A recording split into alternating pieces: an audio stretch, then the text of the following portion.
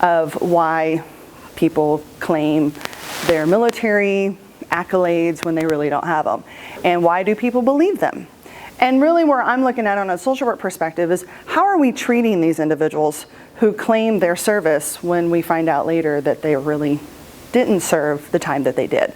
So I'm going to give you guys a little kind of twofold here. I'm going to talk a little bit about stolen valor since I saw a lot of hands that aren't too familiar. I'll talk to you a little bit about some case studies and then how social work is affected by stolen valor.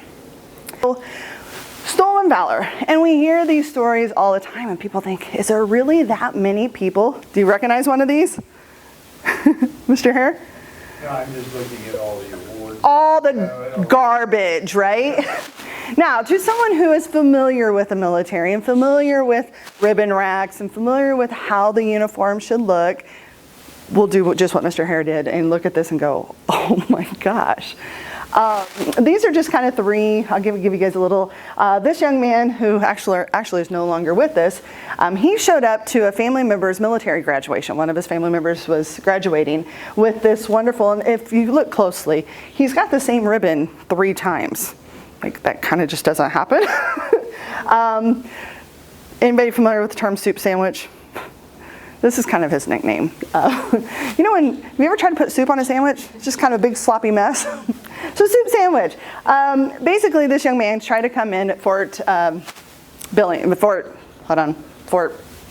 Benning, not Billings, Fort Benning, and try to get into the graduation. And they were like, yeah, this is not right. And so after times they figured out he actually had a lot of mental health.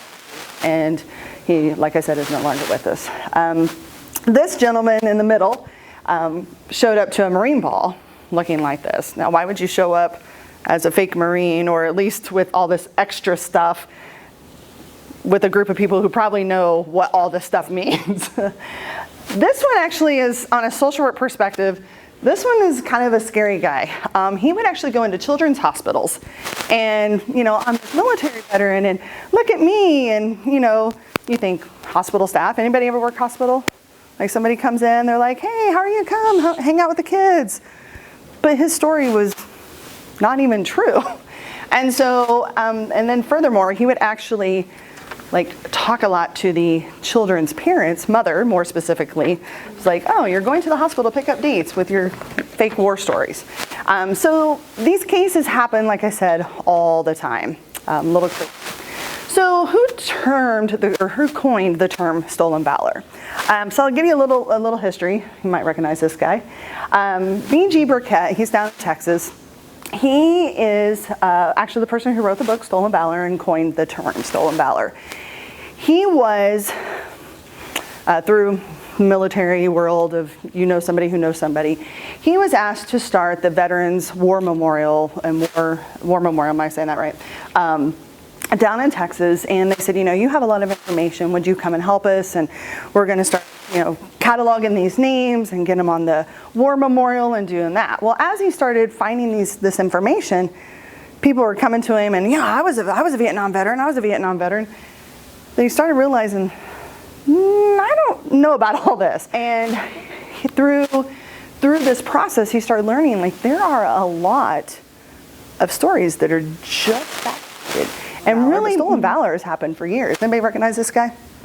Al Capone. Al Capone used to tell stories about how he served in World War I. People believe him? He's Al Capone. Of course they did. Or you might be, you know. Right, you might be somewhere down in Chicago, you know, with some cement boots on. And so, again, why does it matter? And this is a story that came out on the Associated Press, AP, that that we are paying 286 POW benefits from Desert Storm. The actual number, my friends, 21. There are 21 documented prisoners of war from Desert Storm in 1991. The VA is paying out 286 people. Well, the VA's not doing their job then. We don't have any control over that. We as taxpayers don't, you're right. but somebody at the VA is not doing their job. So I obviously, being a music person, love reality TV when it comes to things like The Voice and America's Got Talent, American Idol. Anybody like those shows? Oh yeah, Oh yeah? What's your favorite? American Idol. American That was Idol? a classic. Yeah, I'm actually American Idol, like you. I love Idol. Anybody else? My niece was on America's Got Talent. America's Got Talent. That's cool. What? Sing, play, Sing. dance, sing. Awesome. So, how many of you at least watched the show? One of those shows, at least an episode or so. What kind of goes behind? Okay, let's just say they're amazing singers. What else makes that TV show? Backstory. The backstory. The backstory. So, America's Got Talent, you guys might remember a few years ago, there was a gentleman by the name of Tim Poe. Do you guys remember Tim Poe? I remember, I've seen this one. I'll play it a little bit so you guys can see Tim Poe. You guys might remember this, not too long ago. Is the volume up just in case? The story itself, had it been true, was a phenomenal story. It was about a wounded guy who overcame these difficulties and really found his calling in singing, but the problem, it was predicated on complete lies. He had been to Afghanistan, he'd been there about 20 some odd days, and he injured himself falling off a truck. There was no heroism, there was no kicking in doors and using water charges to breach a building or any of the things that he had claimed, and there certainly was no RPG attack, which had caused traumatic brain injury. National TV, the whole nation got to see it, and then some. How many people, Tim Poe probably, I mean, he had a decent voice, but did he have enough voice to get all the way to TV? Or was it his story that got him to TV? Story. True. Yeah. It's a story. And that's, so, another case study, this last case study I'll talk about, this is Tina Kirsten / Lightfoot. One of the things you'll learn is that a lot of military imposters also note their Native American heritage, which is usually not always true as well. Tina was a cook, and she did her service. She had some personality disorders, or disorder, and she struggled, and finally when she was in Germany, she kind of just had a breakdown, and so she got out. But after 9/11, she was a cook, she did her job. Like, I don't care if you're cleaning the streets, you're a medic, you're a cook, you're like, all the jobs are needed. But after 9/11, and of course, if you guys remember, that was the big push of military pride and yellow ribbons, and everybody had stickers on their cars or bumper stickers or magnets, and 9/11 support our troops, yada yada yada. So Tina starts going out to these military events and fairs and festivals and workshops or whatever, and all her accolades displayed for everybody to see about how she ran into the barracks and rescued all these people that were in the barracks as a cook, who actually was discharged months before 9/11. And so my case studies, it doesn't matter if they're old, if they're young, if they're female, if they're male, there's a lot of these stories happening. So for you, and we'll talk a little bit more about social work in a second, but we'll talk about warning signs. So just is kind of a general, and I want to talk a little bit about theoretical perspective here, because we're all about theory, right? You can't tie anything to research without theory. So one of the things when you think about the warning signs is it's classified. Tell me about your story. It's classified. Well, how many years did you serve? It's classified. Well, where did you serve?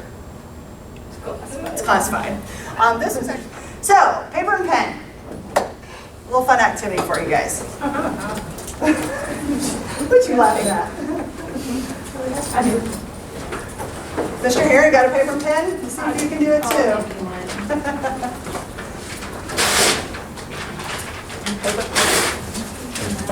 So, first quiz of the day. There are 12, all of them are gentlemen, so I'll say gentlemen. There are 12 gentlemen on the board here. I want you to tell me, just pick a number, of how many of them do you think are real, and how many of them do you think are imposters? The numbers that we put a number down. Well, for the first, you just give me a number. I'm just kind of out of curiosity, how many you think? Do you think 3 of them are real, 5 of them are real, all 12 of them are real? Just based on their look. What do you mean by real? meaning they're real veterans. They served in a military branch in Vietnam. Vietnam. So when we look, we have an image. We have a symbol. We have a thought. We have, what does a veteran look like? If you saw Ed Caffrey walking on campus today, does he look like a veteran? Does he have the image of what you envision as a veteran? No. What if he had on a Air Force t-shirt? Sure. Maybe. What if, well, where'd your hat go? What if Mr. Hare was wearing his Air Force hat? Would you think he's Air Force? So we attach what we think a military veteran should look like. So theoretical perspective. Anybody familiar with George Herbert Mead? Sociologist in the early 20th century, and he coined the term symbolic interaction. Anybody familiar? Remember undergrad? Maybe a little bit? Probably more in sociology, not so much in social work. And basically what Mead says is it's the symbol. We put attachment to something we see. If I walk around and I have a sash and a tiara, you symbolize, well, she must be a beauty queen, right? Or the fact that then you may then symbol, well, she's a beauty queen, she must be dumb, right? Miss America versus Miss USA, I don't know. So we attach symbols, attach ideas, we attach meaning to what we see. I see a homeless veteran, either one, we feel the emotion, we feel sorry, we help because, and of course we're social workers, so we're probably even more apt to help, because what we see, that image, that meaning behind that veteran. You served and now you're homeless, let me help you. Why do people believe these guys? Why would you believe the veteran on the corner here with the homeless sign saying help wanted on veteran? Why would you believe him? Why does the Amarillo reporter who goes and shoots this event, why does she believe him? Why does she believe Billings? Why do we believe when we see people? If I saw Pat Sajak, would I think he was a veteran? Why would I believe him if he said he was? I think it's more of that we just don't want to be the jerk that tries to call somebody out not knowing about the culture and then being wrong. And let's go back to our social work code of ethics. What is one of our code of ethics? To be culturally competent. How many of us as social workers, you guys are all, this is a master's program, right? So you probably, most of you have been in the field at least a little bit, at some sort, even a practicum. What's one of the things that's drilled into us to be culturally competent? How many of you are familiar with the military culture? We'll do more by the time the class is over. So without taking again too much of your time, I want to kind of move into how does it affect social work? From my perspective as a social worker, my part of this study is what do we do as social workers to ensure they're getting the correct treatment? So how does it affect social work? We already talked about benefits. We already talked about money that's going, and not just the VA.